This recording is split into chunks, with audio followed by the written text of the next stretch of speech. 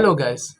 Today we all have got together to learn one of the most important and the most basic concept related to mutual funds. Mutual funds are the brain and the most important part of an investment journey. It helps in multiplying our money. That's why government and other agencies have a saying mutual funds sahi hai. So let's dig deeper. Let's think, let's work out how these mutual funds work. What are these mutual funds? Why do we prefer mutual funds? And how does this mutual fund suffer? There is a small request from my side. If you like the contents of my video and if you want to support me continuously in making these videos, do prefer subscribing and liking to my video because it gives me a courage and motivation to produce more such content. Next, it comes to types of mutual funds. Types of mutual funds they can be divided into a lot of things.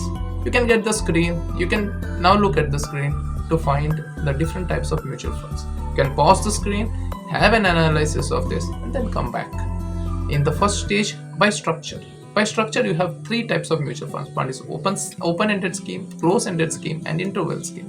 What is open-ended scheme? Open-ended scheme means it has no entry barriers, no exit barriers.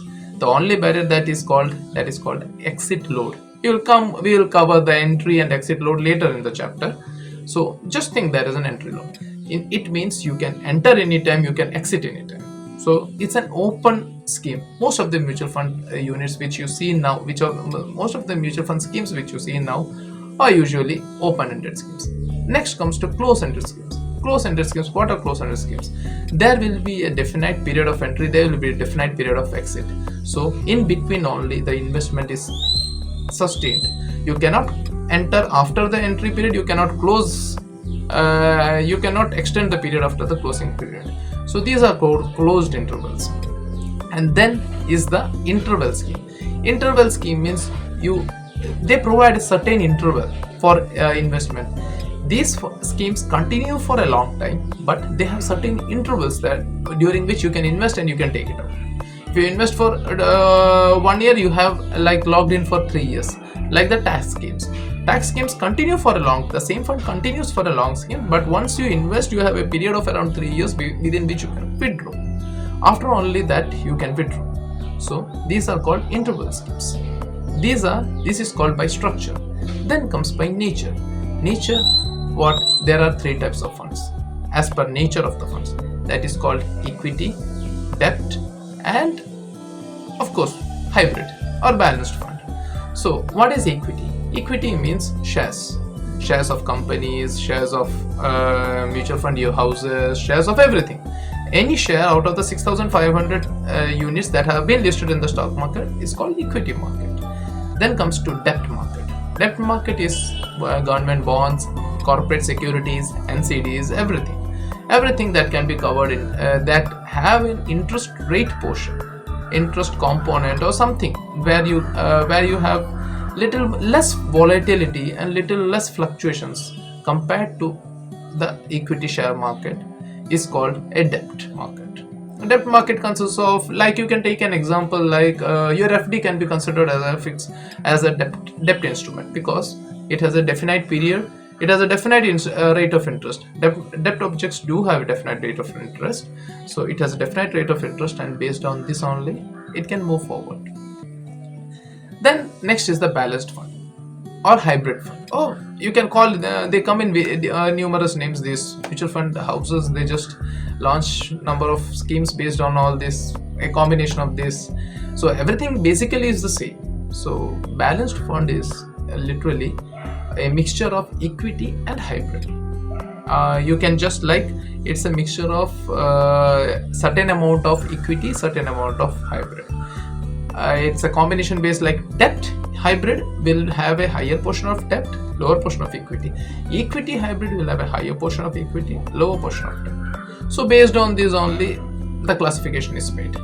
That is by nature of the fund, nature of the instruments in which this fund invest. Then by investment objective. By investment objective means there are 4 objectives. First is growth objective. Growth means you are investing for your retirement. What is the main objective you have? That your fund should grow. Now if your fund should grow, you can consider, you have three options to consider: equity, debt and equity, debt and hybrid fund. So firstly, your goal is too far. Your retirement is around 25 years old, 25 years from now. So why would you invest in an instrument called debt? Because debt gives you around 7.75, 8%. Inflation is 7%, so you hardly get 1% in that. So you move on for an equity for a long term. These are called growth schemes. The objective of growth schemes is to increase your capital gains, to have your capital perform much better than any other instruments. They might achieve their objective, they might fail in their objective, but it's the main objective with considering which these mutual funds units are mutual fund schemes are started. Then comes the income schemes. Income schemes means debt funds. These debt funds, these are like a fixed regular. If you want a fixed regular income from your mutual funds, then what do they do? This is the main object. This is the main consideration for people who have crossed their retirement age, means around 60. They have crossed and they need to have a fixed income, and for that you use debt funds. This is called income schemes, and this can be used for asset. This is mainly used for asset allocation strategy. It's mainly used for asset allocation strategy. These strategies will be coming across further in my channel. This is my first video, so we will be coming across further more career oriented investment journeys, etc. And we will come with examples also. So as per investment objective, we have crossed across growth schemes where they invest in equities, income schemes where they invest in debt, and then comes the balance scheme. Means like if you have around 10 years only to your retirement, you have to maintain a balance between your equity investments and your debt investments, so that you don't have more volatility than you can handle and you don't compromise more returns than you can expect. So you have to maintain a balance on that. Then comes the money market. Money market schemes are like very short period. Like if you have an amount you want, like you going to use it for around 15 to 20 days. Where to put in an SB account, you will get 2.75, right? 45 days niche to 45 days, below 45 days you won't get any FDs too. Interest rate will be very low. So what you will be doing is you will be putting in money market instruments. They invest in money market products like T-bills, etc., whereby you can generate better returns than your savings bank account or something account. So that is an option that is called money market schemes. These are for very short period, and we can also classify these funds based on other schemes like tax saving schemes. Tax saving schemes, as I had told you, these are interval schemes. These have a lock-in period of 3 years. Next comes to index specific schemes. These have gained popularity in recent years, index investing, because of Warren Buffett and a lot of others. But index investing means we have an index that has been set up by the NSE or BSE. Our mutual fund tracks the index, how these stocks are, what proportion of weightage these stocks appear to acquire on these indexes is directly copied by the mutual funds.